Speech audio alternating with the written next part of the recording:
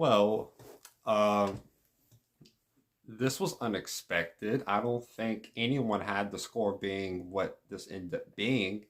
And if you did, I would be shocked if you had it in the Texans' favor. So this is just a live reaction. This happened maybe like 5 minutes ago. The score, the game ended. This game ended pretty much at the start of the fourth quarter, 45-14. 45-14 is horrible. It's a blowout. It's a complete another blowout. But it was not. It didn't. It just game did not just. This game didn't feel like it was going to be a blowout. It really didn't. And there were some plays that happened that caused the game to end up becoming a blowout, which we will get into. But let's start off with how this game started.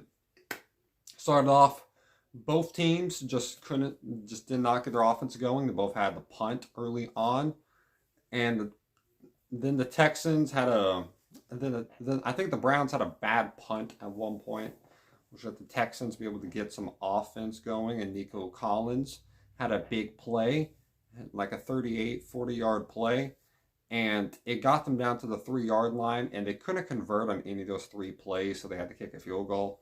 3-0, but still a solid start. But it's kind of the idea of how this game might go. You might get some deep shots here and there, but this Browns defense is going to hold up.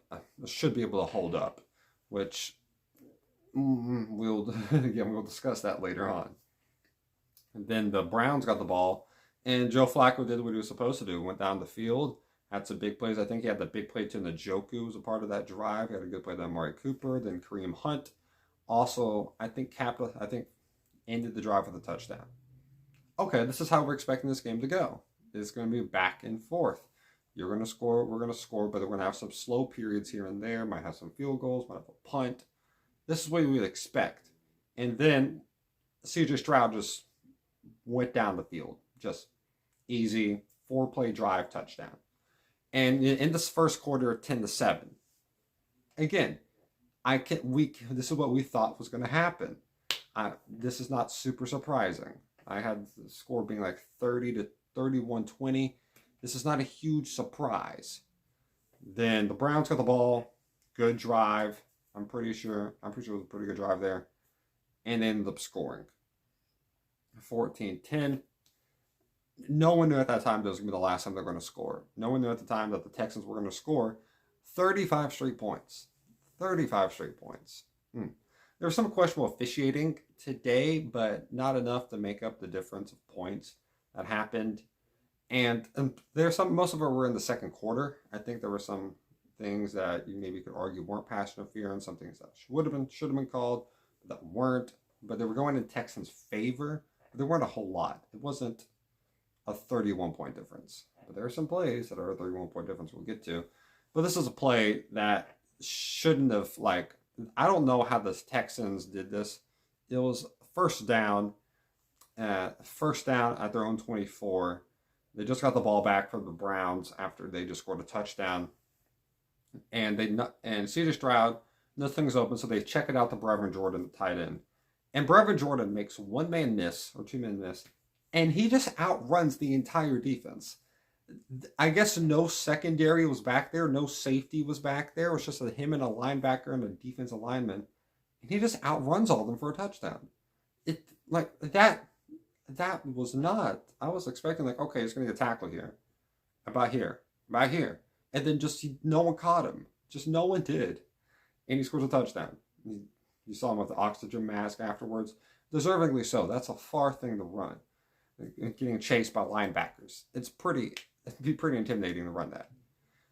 And then the Browns got the ball, and I think they had a penalty at one point that set them back, and then some mistakes here and there. Then they had a punt, and then Stroud again hits on another deep ball. And I think he had 3 or 4 big deep, 3 or 4 deep plays that worked for big gains, and this other one was humongous. The deep one to Dalton Schultz, he just beat the safety up. Just got him, faking him going here, then just got him that way. And like a 45, 50-yard play on the money from Stroud. Easy work for him. And that's pretty much how we head into halftime. 24-14. Okay. That's Not a good half of football for the Browns, but regroup the defense. Start off hot. Texans, if you're winning that, just continue the ways offensively. Okay. Starts off the first half. Texans get stopped. They get stopped. They try to throw those check down pass. It just didn't work. The Nico Collins. And then, just like what the Browns wanted, they needed to stop and they needed to score. They got the stop and they're driving past midfield, past the 40. Okay, they're in a good situation. Joe Flacco decides to try to throw an out pass to absolutely nobody, and it's picked off by Steven Nelson. And Steve Nelson decides, you know what? I'm not just going to catch the ball.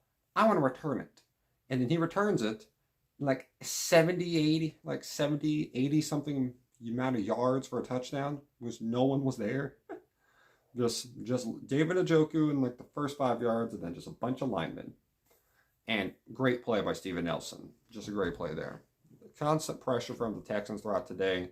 The Browns weren't able to get that same pressure that the Texans could, which was interesting to see. Will Anderson caused a lot. And it was nice to see that. They got the nice pass rushers. But the Texans are really good at putting their pass rushers out there when they really expect a pass play. They don't just use them every down. It's whenever they expect or need a big play, they put them out there then, and they usually came through today.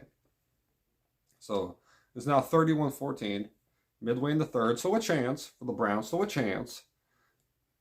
And then Joe Flacco gets the ball, moves some yards a little bit, got some passes to David Bell. Will Anderson and their defense gets a big play. So it's 4th and 2. And guess what Joe Flacco does? There was another interception to Christian, this time to Christian Harris, which is another pick six because he looked at Harrison Bryant the entire play, which is a 4-yard check down. He just looked a 4-yard in route, just bam, bam, just turn, catch. And he just stared at that the whole time, and Christian Harris read that the entire time. And then after that, absolutely nothing good went for the Browns. Nothing at all. If you thought it couldn't get worse, they got past midfield. They had a penalty, and then they forgot to block someone on 4th down. Flacco gets just thrown down like a rag doll. And then Devin Singletary, a couple plays later in the opening, like in the 4th quarter, just runs them for a touchdown. Like, just has like a 20, 30-yard play for a touchdown. You couldn't ask for a better game for the Texans. If you're the Texans, this team looks very good. And if the high seeds win, you'll be probably playing I think you'd be playing Baltimore. I'm not saying it's the best fit, because I think you started off the year playing at Baltimore and didn't go well, but granted, that was the first game of the year. But it's not the best matchup. But if things shape out the right way, you might end up having only to play Kansas City, or you might have to play Buffalo. I don't know what's the best scenario, but C.J. Stroud's a very good player. He's elite. C.J. Stroud's elite. He had over 250 yards passing. He had 3 touchdowns. Most of these stats that he had was in the first half because he didn't have to do anything else outside of that, outside of just running the ball in the second half. This defense looked very good. They got big guys who makes big plays. D'Amico Ryans is going to probably win Coach of the Year. This team's playing very good. Everyone's playing at their best at the best time. And the Browns, they just made 2 humongous mistakes. And they sucked at guarding play action. You feel like a team that mostly runs play action for their deep plays would be able to guard it. But for some reason they couldn't. They just could not keep up with Stroud. And with mainly Nico Collins and I think John Mechie. John Mechie got involved for the first time in a while. Dalton Schultz. They couldn't guard these guys. And then Brendan Jordan, 75, 76-yard touchdown. You can't let those plays up. You can't. What they talked about throughout the game that D'Amico Ryans was okay with for the Texans is that we will allow the methodical drive, but we're not going to let the big play. And overall, they did that. They maybe allowed 1 or 2, maybe I think it's in the Njoku. But they ended up making Joe Flacco make all the plays, and he made a lot of great ones because before those interceptions, he was 20 for 24, over 220 yards and a touchdown. But he relied on him a lot, and at one point, he just couldn't make the throws, and he made some mistakes, and that's what happened. And that's what won them the game for the Texans, because they capitalized on the mistakes that they made, and they capitalized them in the biggest way possible. 14 points. That's huge. Without your offense having to touch the ball. Stroud and this offense could just go anywhere on the field, and it was going to work. It'd be more of a surprise if the Browns could stop them than if they actually got stopped. I've not really felt about. It's very rare whenever I feel that way about the Browns defense. It's more surprising if they allow. It's usually more alarming if they allow something than if they don't. But today was more surprising when they actually got stops than if they didn't. It's wild. But congratulations to the Texans. They played great, and this is a team that'll be tough to beat. They've never made an AFC title game in the history of their franchise, I'm pretty sure. So let's see if they're able to do it. They'll be able to sit back and watch what happens. Hopefully Laramie Tunsil is okay. He got hurt on one of the extra points. And the Browns continued to fumble in the playoffs continuously. It's amazing. It's a new thing every year. It's a new thing every year. So yeah. So good luck next year. Good luck this next season, I should say. The Texans, congratulations. That crowd was hyped the whole way. It's a great fan base. Shout out to Houston. And yeah, hope you have a great day. Stay safe, y'all. And God bless y'all. Put in your opinions in the comments too.